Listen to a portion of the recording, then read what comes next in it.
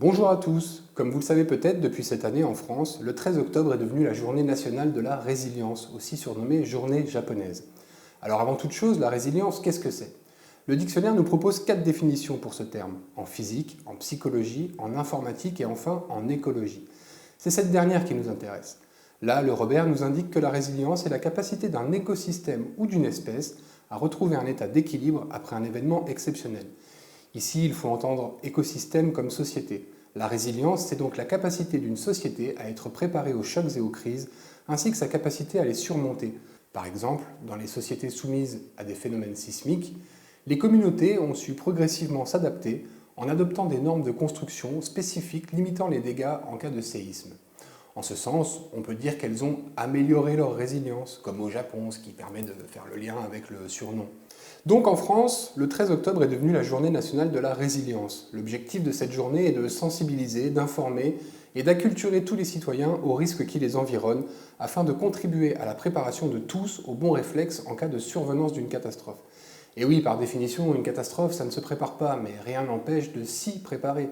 Et c'est justement ce dont on va parler dans cette vidéo. Comment vous préparer aux risques qui vous entourent au niveau de votre cellule familiale. La toute première chose à faire, c'est de savoir à quel risque votre logement est exposé.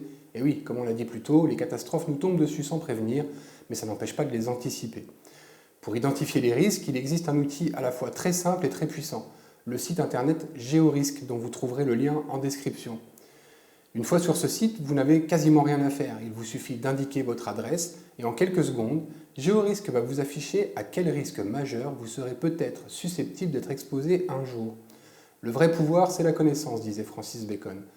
En effet, maintenant, armé de cette connaissance, vous allez pouvoir être acteur de votre sécurité et non plus simplement brinque-baller au gré des événements, telle une feuille d'automne dans la tempête. C'est mon côté lyrique, ça. Dès lors que vous connaissez les risques, vous pouvez maintenant passer à la prochaine étape de votre préparation. Contactez votre mairie. En effet, chaque mairie est tenue de préparer des documents appelés le document d'information communale sur les risques majeurs et le plan communal de sauvegarde, DICRIM et PCS de leur petit nom administratif. Que sont ces documents?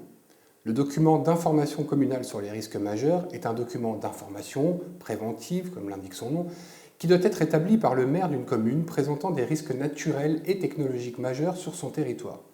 Ce document est destiné à informer la population sur ces risques, ainsi que sur les mesures de prévention et de sauvegarde prévues pour s'en protéger.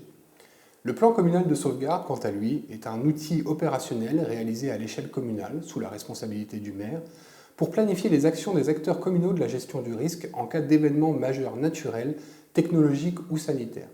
Il prévoit notamment l'organisation nécessaire pour assurer l'alerte, l'information, la protection et le soutien de la population au regard des risques. Et il peut contenir des informations que vous souhaiterez connaître si malheureusement un jour vous devez faire face à un risque, comme les points de rassemblement d'urgence, les numéros des personnes ressources, etc. Une fois cela accompli, vous serez déjà mieux préparé à la survenue d'une crise, mais vous souhaiterez peut-être aller plus loin. Comment faire? Il existe énormément de ressources vers lesquelles se tourner. Des tutos risques gouvernementaux, dont vous trouverez le lien en description, où vous retrouverez des conseils sur comment se préparer et comment réagir pour chaque type de crise. Des conseils sur comment se préparer un kit de secours.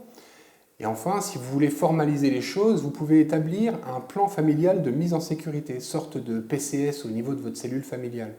Vous pouvez également encourager votre voisinage à établir ce type de document afin de vous préparer à l'échelle d'un quartier. Et pourquoi pas organiser à intervalles réguliers des exercices d'évacuation. Anticiper et connaître les risques, c'est participer à votre sécurité et à celle de votre famille. C'est tout pour cette vidéo, prenez soin de vous.